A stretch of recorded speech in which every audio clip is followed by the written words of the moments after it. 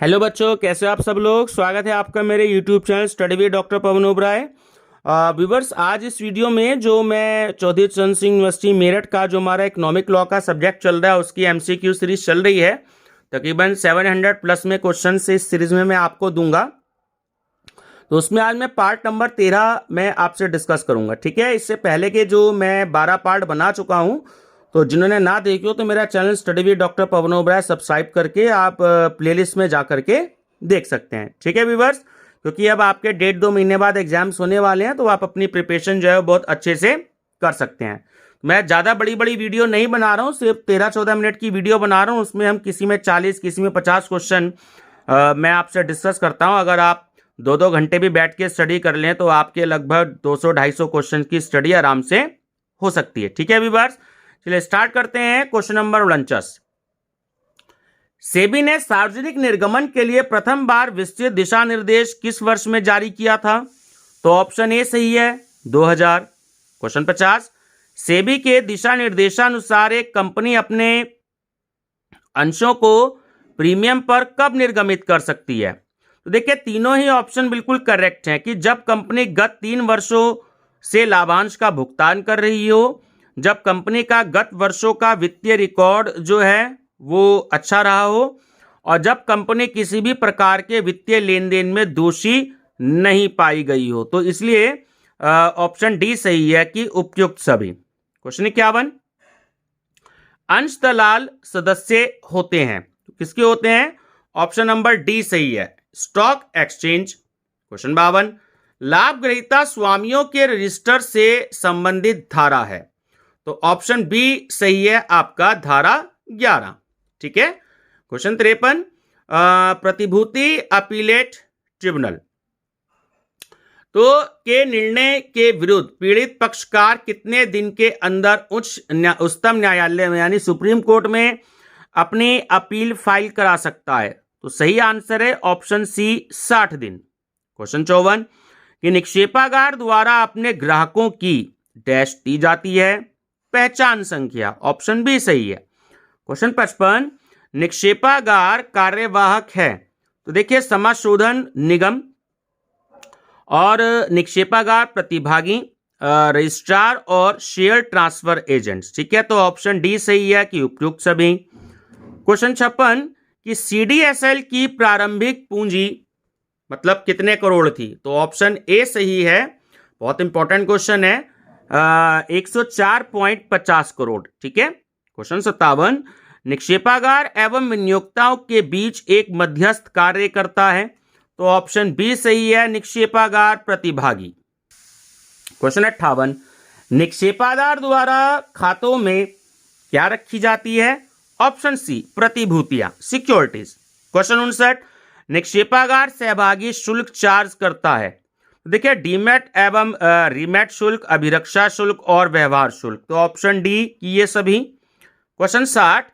कि 182 दिवसीय ट्रेजरी बिलों की न्यूनतम राशि कितनी होती है? तो ऑप्शन सी सही है कि 1 लाख रुपए। क्वेश्चन 61। गैर प्रतिभूति निवेश है, तो ऑप्शन सी सही है, पब्लिक प्रोविडेंट फंड। 62। डीमैट प्रक्रिया में प्रतिभूति प्रमाण पत्रों को, देखिए इनमें कोई भी सही नहीं है, ऑप्शन डी सही है कि इनमें से कोई नहीं, कि जला दिया जाता, फाड़ दिया जाता, डिफेस्ट किया जाता है। ठीक है, तो इनमें से कुछ भी नहीं किया जाता। 63। डिपॉजिटरी पार्टिसिपेंट्स का लाइसेंस रद्द किया जा सकता है, ऑप्शन ए सेबी द्वारा। 64। प्राथमिक बाजार में सेबी की भूमिका है, तो प्रविवरण के स्वरूप में सुधार करना, मर्चेंट बैंकर्स का पंजीयन कराना, मुख्य संस्थाओं का पंजीयन कराना। ठीक है, पंजीयन को हम इंग्लिश में रजिस्ट्रेशन बोलते हैं, तो ऑप्शन डी सही है, उपयुक्त सभी। ठीक है। क्वेश्चन 65। जो स्कंद बाजार है यानी कि स्टॉक एक्सचेंज, इसका दूसरा नाम क्या है? तो ऑप्शन सी सही है, समता बाजार। क्वेश्चन 66। आईपीओ से क्या तात्पर्य है, यानी इसका पूरा नाम आपसे पूछ रहा है, तो आईपीओ का पूरा नाम होता है option C, initial public offer. 67। कि प्रतिभूतियों के निरूपीकरण का अर्थ है, तो ऑप्शन सी सही है कि इलेक्ट्रॉनिक रूप में प्रतिभूतियों को धारण करना।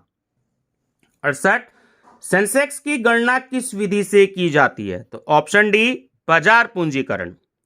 69 सेबी ने स्लैब्स को किस प्रोडक्ट्स को समर्थन करने की अनुमति प्रदान की है? ऑप्शन बी म्यूचुअल फंड को। 70 भारत में स्कंद बाजार के सूचकांक का क्या नाम है?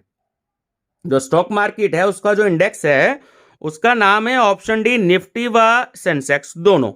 ठीक है। 71 रेपो रेट का दूसरा नाम क्या है?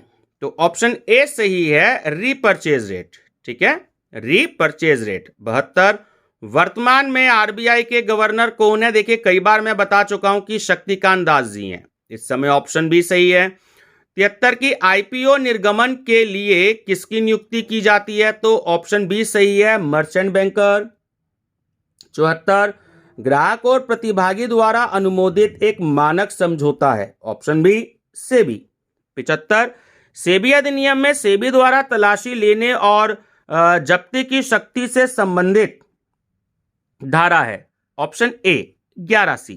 76 सेबी के प्रबंधन में कुल सदस्य होते हैं? तो सही आंसर है ऑप्शन बी 9। जो सेबी का मैनेजमेंट है उसमें टोटल 9 मेंबर्स होते हैं। ठीक है। 77 सेबी के जो प्रबंधन है उसमें रिजर्व बैंक ऑफ इंडिया के जो नामित सदस्य हैं कितने होते हैं? तो ऑप्शन बी सही है आपका 1। 78 शेयरों के प्रसारण को प्रभावी बनाने के लिए जो नामिती है, इंग्लिश में नॉमिनी बोलते हैं, द्वारा किस तरह के खाते की आवश्यकता है? तो ऑप्शन सी डीमैट खाता। क्वेश्चन 79 निम्नलिखित में से किस श्रेणी के निवेशकों को पेन प्रस्तुत करने से छूट प्रदान की गई है? ऑप्शन सी बहुपक्षीय एजेंसी। 80 भीतरी व्यापार जिसे हम इंग्लिश में इनसाइडर ट्रेडिंग कहते हैं को रोकना सेबी का कार्य है? ऑप्शन सी सहायक या गौण, है ना, यानी कि सेकेंडरी है। 81 की ऑडिट कमेटी कम से कम 1 साल में कितनी बैठक करेगी? Option B 4।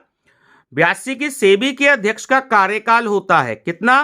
5 वर्ष। Option C. 83 की भारत के वर्तमान वित्त मंत्री है, जो फाइनेंस मिनिस्टर है इंडिया में इस समय सेंट्रल गवर्नमेंट में, तो वो है ऑप्शन डी निर्मला सीतारमण।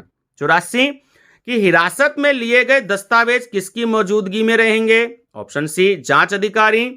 85 की सेबी पर भी वाद प्रस्तुत किया जा सकता है, तो यह कथन है ऑप्शन ए सत्य। ठीक है।